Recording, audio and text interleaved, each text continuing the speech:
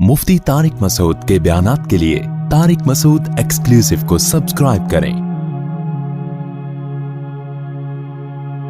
Tariq Masood exclusive.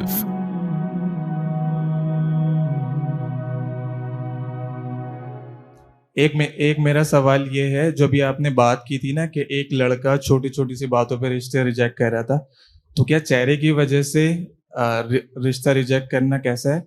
और दूसरा ये है कि अगर आपकी किसी ऐसी लड़की से शादी हो रही हो जो कि मॉडर्न हो, लेकिन आपके उसके साथ पहले से रिलेशन हो, और वो इस पर एग्री हो कि शादी के बाद मैं यानी कि पर्दा वगैरह कर लूंगी और मतलब दीन सीखने की कोशिश करूंगी, तो इस पर कैसा है? और दूसरा ये है कि बगैर किसी उस्ताद की गाइडेंस के कुरान करीम का तर्जुमा पढ़ना कैसा? कह रहे हैं कि भाई वो किसी खातून की को शक्ल की वजह से रिजेक्ट करना कैसा है। देखो, शक्ल की वजह से रिजेक्ट करना जायज़ है, लेकिन सबसे पहले दीन को तरजीह देनी चाहिए। हदीस में आता है शक्ल बाद की चीज़ है। एक खूबसूरत है, दीनदार नहीं है, एक दीनदार है, खूबसूरत नहीं है, तो फिर तरजीह किसको दोगे? दीनदार को। ये खूबसूरती की ठरक जो है ना, थोड़े दिनों में ख़त्म होती है जब बच्चे पैदा होते बिगड़ना शुरू होते हैं। हाँ, दीनदार भी है, खूबसूरत भी है, और एक दीनदार है, खूबसूरत नहीं है, तो भाई चलो भाई, वहाँ दीनदारी भी मिल रही है, खूबसूरती भी मिल रही है, तो फिर खूबसूरती की बेस पे तरजीह दे दो। तो सबसे पहले दीन को रखो, उसके बाद खूबसूरती ये सारी चीज़ें उसके बाद की चीज़ें। तो दीन के तरजीह देने के बाद अगर कोई खूबसूरत ना होने की बेस पे रिजेक्ट कर देता है तो ठीक है, लेकिन उसमें भी एक लिमिट होनी चाहिए। कुछ लोगों का ऐसा मयार होता है, अपने आप को कभी शीशे में गौर से देखा नहीं होता उन्होंने। हमारे एक जानने वाले थे, उनकी शादी हुई, लड़का था, तो उसके एहसास कमतरी में चला गया। जब दुल्हन को देखा ना, तो बार बार कि मेरी बीवी तो खूबसूरत नहीं है। तो हमारे उस्ताद वाक़या सुना रहे थे, कहते हैं इसको मैंने कहा कि तूने कभी अपने आप को शीशे में देखा है? कह रहे 100 दफ़ा देखा। कह रहे आज इस नीयत से देख के मैं खूबसूरत हूं या नहीं हूं। कह रहे जब देखा ना तो जरा भी उसमें हुस्न नहीं था। कह रहे जब इस नीयत से देखा ना, बहुत गौर किया कहीं किसी हुस्न कुछ नजर आ जाए, तो नजर ही नहीं आया ना अपने अंदर। तो कह रहे उसके बाद से ठीक ठाक जिंदगी गुजार रहा है। यानी उसने फिर ये सोचा कि इस डिजाइन पे ये भी क्या है, गनीमत है। तो अपनी हैसियत भूल जाता है इंसान, कभी माली हैसियत भूल जाता है, कभी जिस्मानी हैसियत भूल जाता है। हर एक को हसीना चाहिए भाई, सारी दुनिया, वो सारे मजे दुनिया में नहीं अल्लाह ने रखे। एक हद होती है, ठीक है, किसी हद तक अट्रैक्शन हो ताकि उससे मोहब्बत भी तो हो ना, तो लेकिन बहुत ज्यादा इसमें जाना, और बिल्कुल जरा जरा रंग भी ऐसा होना चाहिए, और नाक ऐसी होनी चाहिए, कद इतना होना चाहिए, और ये वाली जबान होनी चाहिए इस कौम की। जो लोग ये करते हैं फिर उनको इस तरह की मिल जाती है, लेकिन उनकी हालत ये होती है कि जब दांत थे तो बादाम खाने के पैसे नहीं थे, अब जब बादाम आए हैं तो मुंह में खाने के लिए दांत बचे नहीं। तो मिल तो गई हसीना, लेकिन खुद अब इतनी उम्र हो गई है कि अब वो बुढ़ापे की तरफ जाना शुरू हो गए। बच्चे बुढ़ापे में पैदा हो रहे हैं, तो हर चीज की एक हद होती है यार। मिल जाए, अट्रैक्शन लगे तो बस अल्लाह का नाम लेके कर लो, और फिर ये समझो अल्लाह के इल्म में मेरे लिए इससे खूबसूरत दुनिया में थी नहीं। वही बंदा खुश रह सकता है। और जो कंपटीशन में लग गया ना, अबे फलाने की बीवी देखो, फलाने की देखो, तो कंपटीशन की तो कोई हद नहीं है भाई। फिर तो लगेगी नहीं कोई हसीना। आप एक से एक बढ़कर मार्केट में वो फिर औरतें गुस्सा करती है, हमें क्या बोल रही है। मैं अमेरिका भी गया ना, एक कॉलोनी मैंने देखी इतनी खूबसूरत, मैंने कभी जिंदगी में नहीं देखी इतनी खूबसूरत कॉलोनी यार। तो मैं बड़ा हैरान, मैंने कहा इससे भी कोई खूबसूरत इलाका हो सकता है? दूसरे इलाके में वो उससे भी ज्यादा खूबसूरत। हम कहते हैं ना जन्नत कितनी खूबसूरत होगी, भाई जब देखेंगे ना तो हम कहेंगे भाई ये तो बहुत खूबसूरत जन्नत है। और हदीस में आता है कि जो ऊपर की जन्नत होगी ना, जो वो उससे भी ज्यादा खूबसूरत होगी। तो ये खूबसूरती की कोई इंतहा नहीं है। यूसुफ अलैहिस्सलाम इतने खूबसूरत थे कि आधा हुस्न अकेला यूसुफ अलैहिस्सलाम को दिया गया था। तो अगर कंपटीशन में लग गए ना, बाकी लोग कहते हैं अमेरिका की खूबसूरती की तारीफ कर रहा हूं, इतने खूबसूरत घर के बाहर से खूबसूरत है, अंदर की सूरत हाल थोड़ी तुम्हें बता रहा हूं मैं घरों की। अंदर भी मैं गया हूं घरों में, अंदर जाओगे आदमी कहेगा बाहर ही अच्छा था मैं। اتنی وحشت ہے نا, اتنی, بڈھا ہوگا بیچارہ, پڑا ہوا ہوگا, کوئی پوچھنے والا نہیں, ایک یا بڈھی ہوگی, اتفاق سے کہیں کہیں بڈھا بڈھی دونوں ساتھ نظر آ جاتے ہیں, بچے تو ہیں ہی نہیں. ابے اس سے ہمارا انڈا موڑ کا گھر 1000 گنا بہتر ہے یار. گھر میں بچے تو ہیں, گھر تو ہے, لوگ تو ہیں, پبلک تو ہے. وہ تو پبلک ہی نہیں ہے تو دیواریں کھا رہی ہیں, تو گھر کا کیا کرنا ہے ایسے گھر کا. ایک کو تو میں نے ولاگ بھی بنایا, کتا لے کے جہاز میں جا رہا ہے. ابے کتے کی سیٹ کیسے مل گئی جہاز میں تجھے؟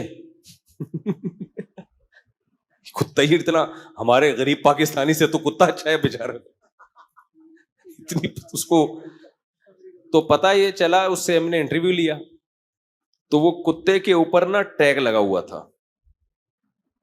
ٹیگ یہ تھا ایموشنل کر کے آگے کچھ, کہ اس کو خصوصی اجازت دی جا رہی ہے اپنے مالک کے ساتھ جہاز میں سفر کرنے کی. سیٹ پہ آدمیوں والی سیٹ ملے گی اس کو. ہم نے پوچھا یہ خصوصی کیوں؟ تو اس نے کہا میں نے بھائی اپلیکیشن دی ہے کہ میں اس کتے کے بغیر نہیں رہ سکتا, اتنی دیر بھی نہیں رہ سکتا کہ کتے کو کسی اور ڈپارٹمنٹ میں بٹھا دو, کتا اسی کی سیٹ پہ بیٹھے گا, میں نہیں رہ سکتا. پھر ہم نے ان سے پوچھوایا, وہ اسپینش بول رہا تھا. میں نے کیسے پوچھو کیوں نہیں رہ سکتا؟ تو اس نے, گورے نے کہا میری کوئی اولاد نہیں ہے کیونکہ میں نے شادی نہیں کی, گرل فرینڈ تھی, تو اب میرا یہی ہے. تو میں نے کہا دیکھو ان کی بہو بھی کتا, ان کا داماد بھی کتا, ان کا پوتا بھی کتا, ان کی کا نواسا بھی کتا, ان کی نواسی بھی کتا. تین نکلنے لگا تھا. ساری محبتیں جو بیٹوں سے, بیٹیوں سے, بہوؤں سے, دامادوں سے, پوتوں سے, نواسوں سے چاہیے, جو ہمیں مل رہی ہوتی ہیں الحمدللہ, تو وہ ساری محبتیں یہ کس سے لے رہے ہیں؟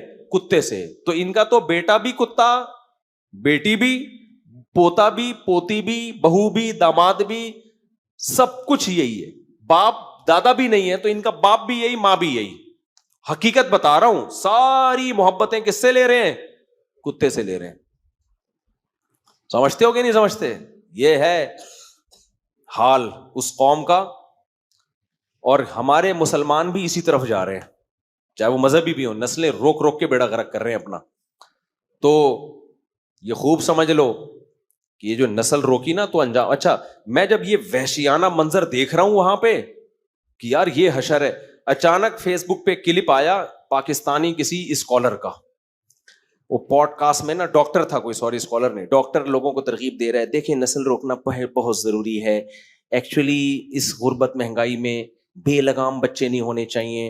ایکچولی خواتین پہ ظلم ہے کہ وہ آپریشن کروائیں, مردوں کو نسبندی کرنی چاہیے. میں نے کہا اصل کتا تو وہ نہیں بلکہ یہ ہے, جو یہ حالات دیکھ کے بھی کمبختوں کو عبرت حاصل نہیں ہو رہی ہے.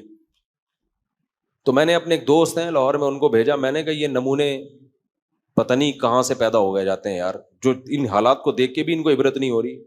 وہی حشر جو ان کا ہوا چاہتے ہیں کہ ہمارے, کہہ رہے ہیں مرد کو چاہیے نسبندی کرا کے رکھے.